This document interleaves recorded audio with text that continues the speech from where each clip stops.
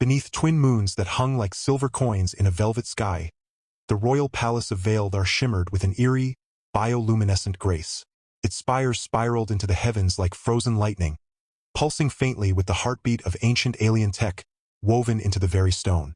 Inside the grand chamber of oaths, a vaulted hall lined with obsidian pillars and veils of living light, stood a human named Joran, boots scuffed from 100 desert skirmishes, uniform frayed at the seams, and eyes wide with the kind of disbelief that only comes when reality tilts sideways. Before him, seated on a throne carved from meteoric crystal, was Queen Zyra of the Veilari Dominion. Tall, regal, and undeniably alien. Her skin shimmered in deep amethyst hues, shifting subtly with her mood, and her long, silken hair flowed like spun moonlight, white as frost and just as untouchable. She wore no crown, her presence was crown enough. "Just make me a wife," she said, voice low and resonant, like wind through glass chimes. "Just for tonight." Joran blinked. He'd been dragged from the prisoner pens at Blaster Point after his scout shuttle crash-landed in the Crimson Dunes during the ceasefire lull of the Third Interstellar Accord. He expected interrogation, maybe execution, certainly not this. "Your Majesty," he stammered. "I think there's been a mistake. I'm nobody. A grunt. A sandrat with a pulse rifle and bad luck." Zyra rose, her movements fluid, almost weightless. She stepped down from the dais, bare feet silent on the iridescent floor. "There is no mistake, Joran of Earth," she said, and the way she spoke his name, soft, deliberate, sent a shiver through him that had nothing to do with the palace's chill. "You are the last human male within 100 parsecs who has not signed a bond contract with another species. That makes you rare, precious, mine." He laughed then, a dry, nervous bark. "You want to marry me? Tonight? Why?" Her violet eyes held his, unblinking. "Because I am dying," she whispered. "And before the light leaves me, I wish to know what it is to be bound. Not by duty, not by dynasty, but by choice. By something human." Joran's laughter died in his throat. Around them, the chamber hummed with the quiet energy of waiting attendants. Tall, slender Veilari with skin tones ranging from indigo to lavender. Their expressions unreadable, but their postures tense. Something about the scene felt off. Too staged, too perfect. But her sorrow seemed real, etched into the fine lines around her eyes, into the tremor of her fingers as she reached for his hand. Against every instinct screaming at him to run, Joran nodded. "All right," he said, voice rough. "If it's your last wish, I'll do it." What followed was a whirlwind of ritual and radiance. Robes of woven starlight were draped over his shoulders. His boots were replaced with slippers that molded to his feet like liquid silk. Zyra, now dressed in a gown that seemed spun from twilight itself, led him through corridors that bloomed with phosphorescent flora at their passing. They entered the Chamber of Eternal Vows, a circular room open to the sky, where constellations unknown to Earth wheeled overhead. A Veilari priestess, ancient and blind, chanted in a tongue that vibrated in Joran's bones. He repeated vows he barely understood, words that tasted like honey and iron on his tongue. And then came the contract. A scroll of living parchment that glowed when touched, its ink shifting like liquid sapphire. "Sign," Zyra urged, pressing a stylus of crystallized comet ice into his palm. "It binds us only for this night. A fleeting union. A final comfort." Joran hesitated. The parchment pulsed warmly in his hands, as if alive. He glanced at Zyra, her eyes glistening, her lips parted in anticipation, and something in him softened. Maybe it was pity, maybe curiosity, maybe the desert heat had finally fried his brain. He signed. The moment the ink dried, the scroll flared with blinding light. A deep, resonant chime echoed through the palace, shaking the very stars. Zyra threw her head back and laughed. A sound rich with triumph, not sorrow. The dying queen wasn't dying at all. "You lied," Joran said flatly, the realization crashing over him like a sandstorm. "I did," Zyra admitted, her skin now glowing a vibrant, healthy violet. "I'm not dying. I'm desperate," she explained then, pacing the chamber like a caged comet. The Veilari Dominion was crumbling. Not from war, though Earth's fleets still hovered at the edge of their system, but from within. Their royal bloodline required a genetic infusion every millennium to prevent sterility and decay. For centuries, they'd intermarried with compatible species, but the last viable match had perished in the Krell Wars.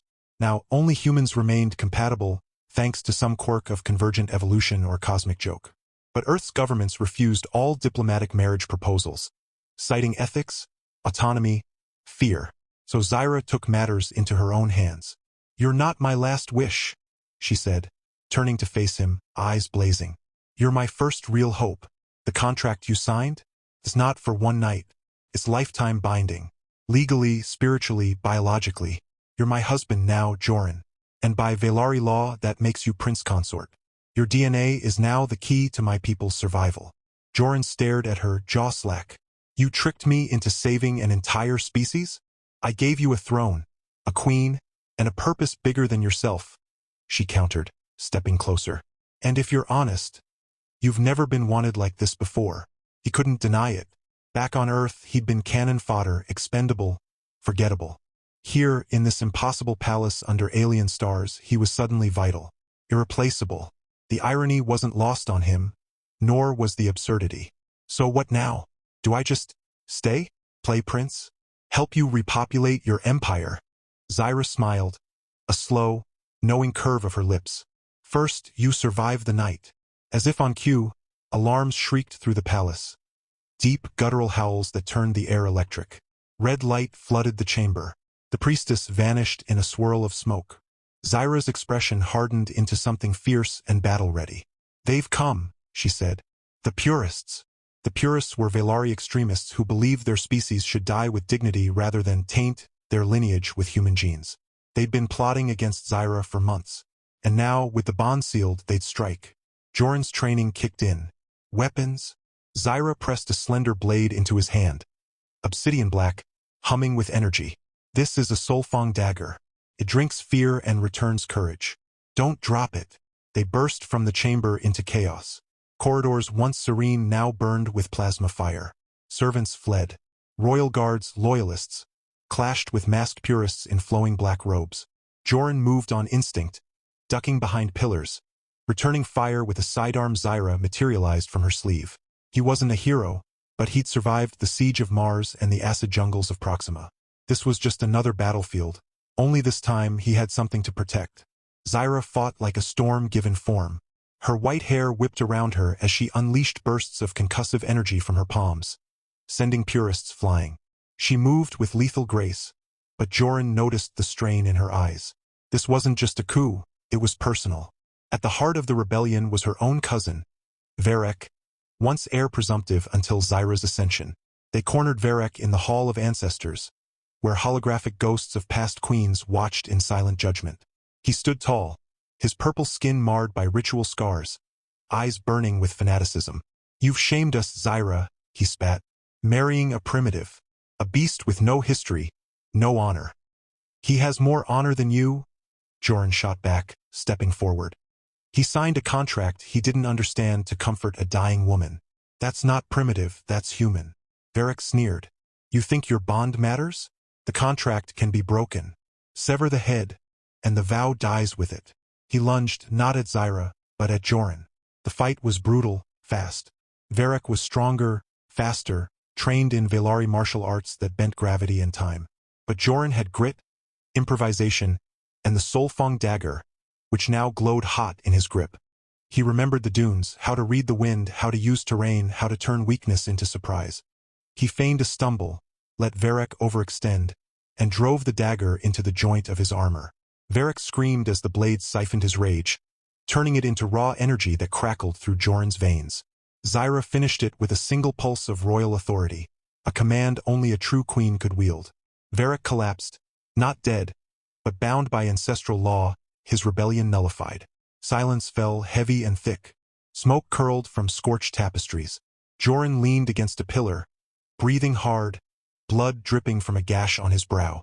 Zyra approached, her expression unreadable. "You stayed," she said simply. "You didn't give me much choice," he replied. But there was no anger in his voice, only exhaustion. And something else. Wonder, maybe. She touched his wound. Her fingers were cool, soothing. "The contract is real, Joran. Not just for my people. For me. I wanted to marry a human, not because of biology, but because I've read your histories, your poetry, your wars, and your kindness. You burn so brightly, even when you think no one's watching." He looked at her, really looked, past the alien skin, the strange hair, the royal bearing. He saw loneliness, hope, a woman who'd gambled everything on a stranger's decency. "And if I walk away?" he asked. "You won't," she said, not with arrogance but certainty. "Because you've already chosen to fight for me. That's not duty. That's something deeper." Outside, the twin moons dipped toward the horizon, painting the desert in hues of rose and gold. The palace still smoldered, but the worst was over.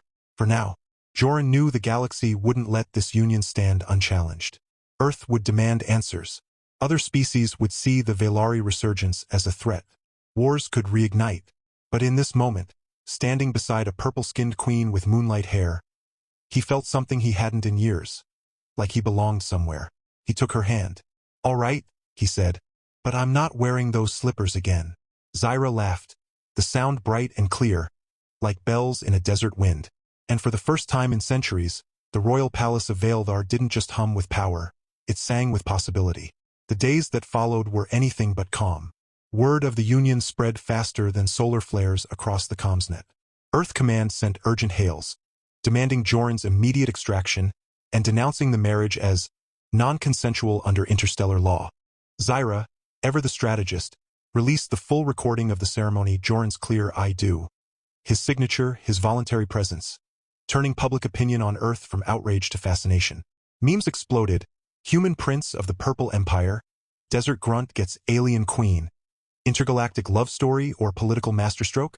Joran, for his part, tried to ignore it all while learning how to not set fire to the royal breakfast with his clumsy use of anti-grav cutlery. But beneath the surface, tensions simmered. The purists may have been quelled, but their ideology had roots deep in Velari society. Whispers followed Joran through the palace halls, some curious, some hostile. He caught servants staring, not with awe but suspicion. Even loyal guards watched him with guarded eyes, unsure if this human was savior or saboteur. Zyra insisted he attend the Council of Elders, a gathering of the Dominion's most powerful houses. "They need to see you're not a puppet," she told him one morning as they walked through the sky gardens, where floating flora bloomed in colors that shifted with emotion. "They need to see you have a mind and a spine." Joran snorted. "I've got a spine. It's currently protesting the weight of this ceremonial armor." She smiled, but her eyes were serious. "Today isn't about armor. It's about voice." The council chamber was a vast amphitheater carved into the heart of the palace mountain, open to the sky. Elders sat in tiered rings, their skin tones ranging from dusk purple to near black, their robes embroidered with constellations. At the center, Zyra and Joran stood on a platform of levitating stone.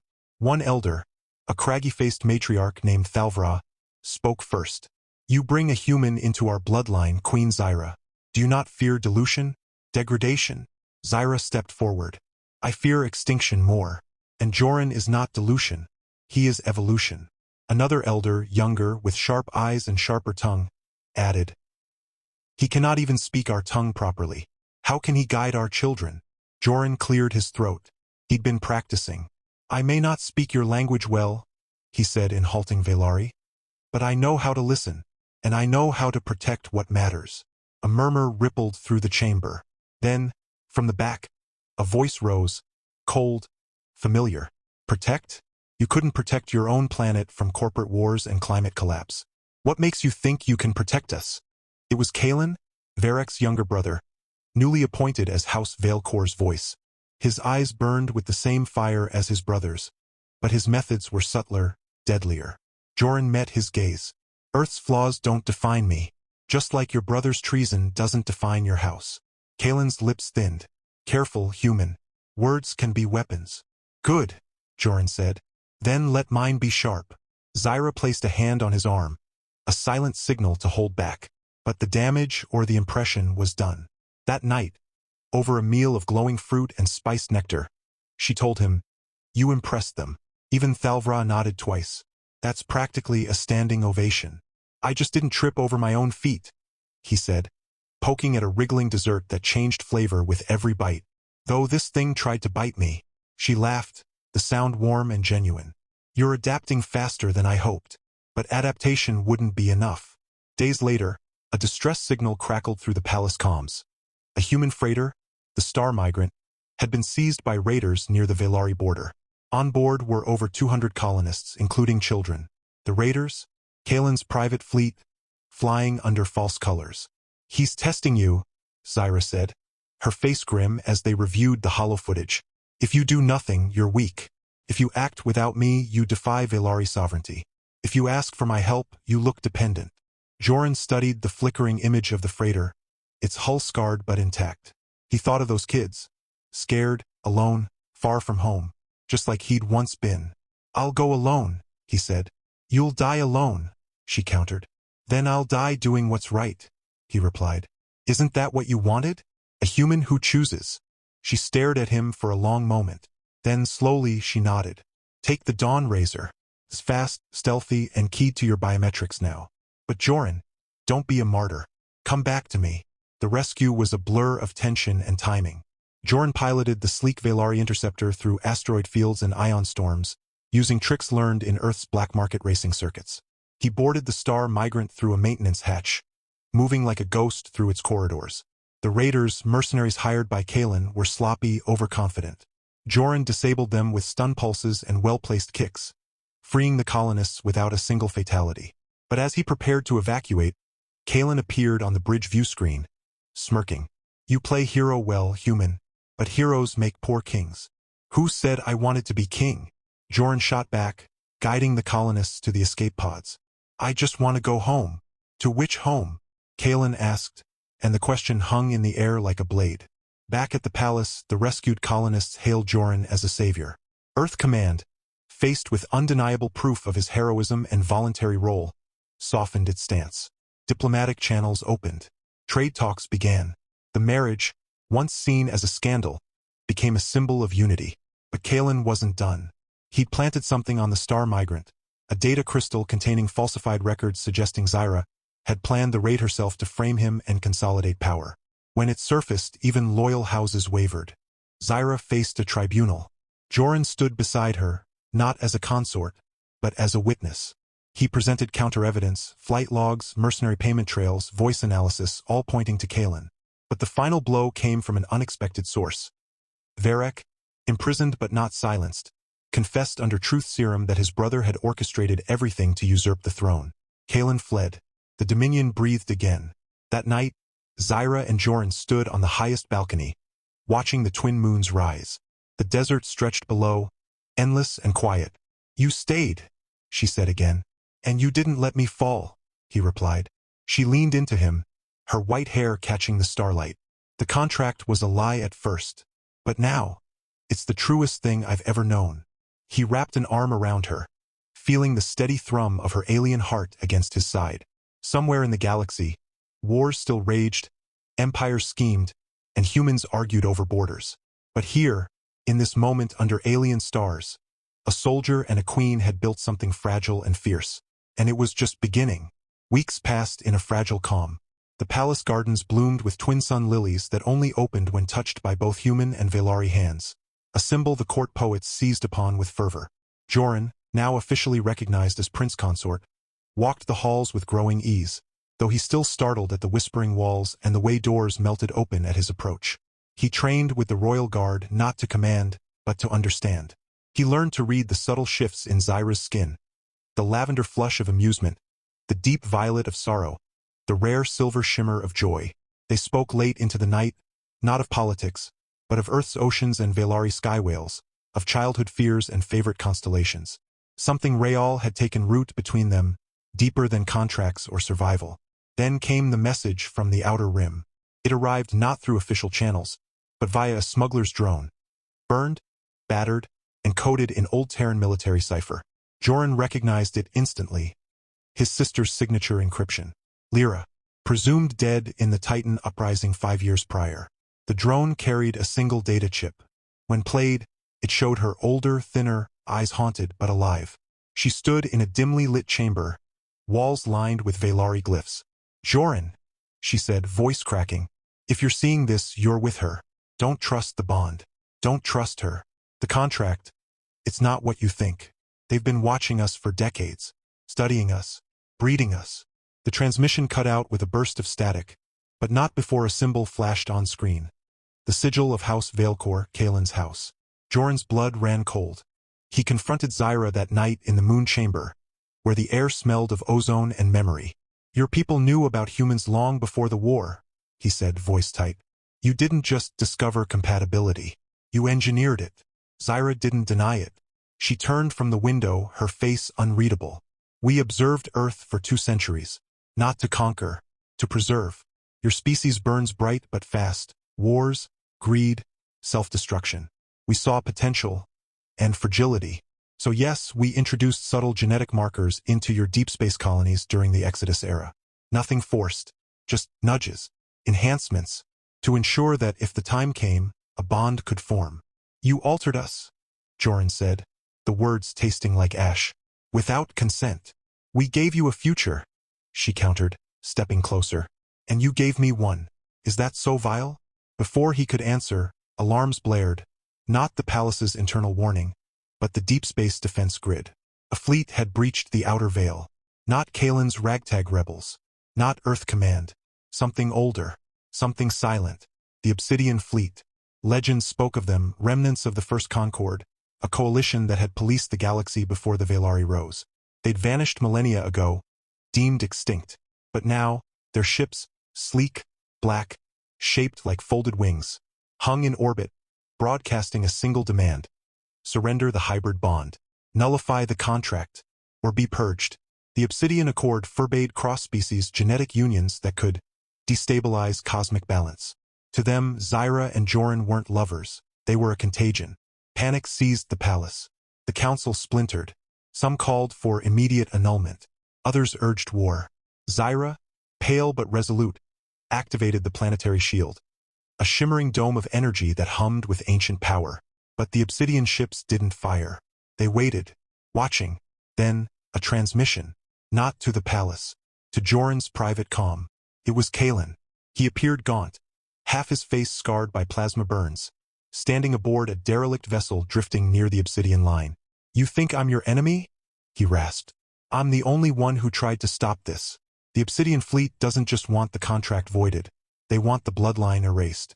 Starting with you. Starting with her. Why tell me this? Joran asked. Because I'd rather see Velari fall to a human than to ghosts, Kalen said bitterly. There's a failsafe. Deep in the palace core, the hearthstone. It can amplify the bond, make it irreversible even to them, but only if both parties willingly merge their life essence. It's permanent. Final. Zyra listened silently beside Joran. When the transmission ended, she said, He's right. The hearthstone exists, but the ritual requires total vulnerability. If one hesitates, both die. Joran thought of Lyra's warning, of the genetic tampering, of the lies woven into their love. But he also remembered Zyra shielding a child during the purest attack. Her laughter over burnt breakfast. The way she'd looked at him when he returned from the freighter rescue. Not with pride, but relief. Do you trust me? He asked her. She smiled faintly. I lied to you once. I won't again. Do you trust me? He took her hand. Let's find out. They descended into the palace's core. A cavernous chamber where the planet's geothermal energy pulsed through crystalline veins. At its center floated the hearthstone, a sphere of swirling light, humming with the voices of every bonded pair in Velari history. As they stepped onto the resonance platform, the Obsidian fleet moved. Beams of null energy lanced toward the shield, not to destroy but to unravel, disassembling matter at the quantum level. The shield flickered. The ritual began. Zyra chanted in the old tongue. Joran focused on his memories. Not the grand moments, but the small ones. Her hand brushing his as they walked, the way she hummed when reading, the quiet strength in her silence. Their life forces intertwined, glowing brighter, merging into a single radiant thread. But then pain. A searing jolt ripped through Joran. The hearthstone rejected him. Not because of doubt, but because of another bond. Lyra's message replayed in his mind. They've been breeding us. Suddenly, it made sense. The genetic markers weren't just for compatibility, they were for selection. His bloodline had been monitored, refined. And Lyra, she hadn't just been captured. She'd been bonded, against her will, to someone or something else. The hearthstone showed it in flashes. Lyra in a sterile lab, connected to a machine pulsing with Velari energy. Not Kalen's work. Older, deeper. The Obsidian fleet wasn't here to stop the bond. They were here to claim it. They'd been using the Velari as unwitting proxies in a centuries-long experiment. Zyra gasped as the truth flooded her too. The first Concord, they never vanished. They went underground. And they've been harvesting compatible humans through us. The shield shattered. Obsidian soldiers, tall, faceless, clad in liquid armor, materialized in the chamber via teleport beams. Their leader stepped forward, removing its helmet to reveal a face both human and alien. Sharp features, silver eyes, and skin the color of twilight. Lyra's captor, her bondmate. Joran, the figure said in perfect Terran. You were always meant for us. The Velari Queen was just a vessel to awaken your potential. Zyra moved instantly, placing herself between Joran and the intruder. You will not take him. The Obsidian commander laughed. You think love matters? You're a failed experiment. He is the next stage. Joran looked at Zyra, her defiant stance, her trembling hands, the raw fear in her eyes masked by fury. He thought of Lyra trapped, used. He thought of every lie, every manipulation, but also of every choice he had made since signing that contract. He turned to the hearthstone. If the bond is real, he said, voice steady, then it's ours, not theirs. He didn't chant. He didn't pray. He simply remembered, not as a soldier, not as a pawn, but as a man who'd found something worth fighting for in the most impossible place. He kissed Zyra, not for ritual, not for power, but because he wanted to. The hearthstone erupted.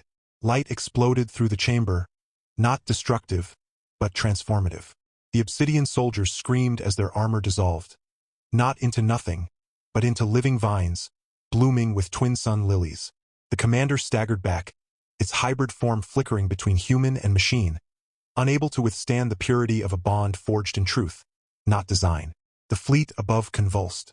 Ships turned on each other, systems corrupted by the surge of uncontrolled empathy, the very thing the Obsidian Accord had spent millennia suppressing.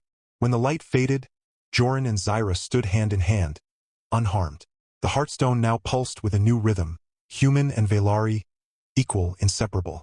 Days later, a rescue mission found Lyra in a hidden asteroid base, freed when the Obsidian network collapsed. She was weak but alive, and the forced bond? Broken by the hearthstone's resonance.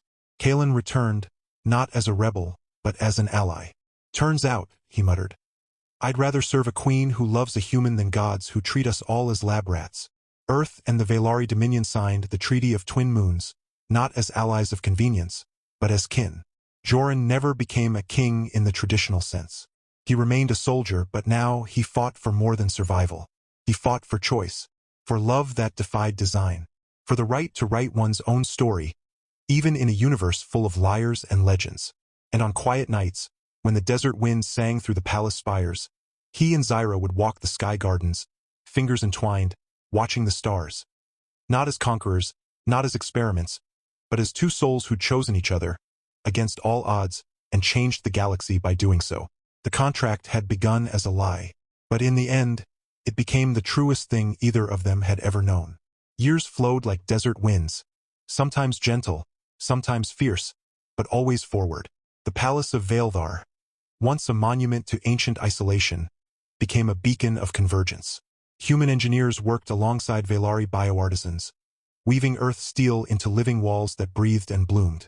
Terran orchards took root in the sky gardens, their apples ripening under twin suns, while Velari sky whales sang lullabies that drifted through open courtyards at dusk.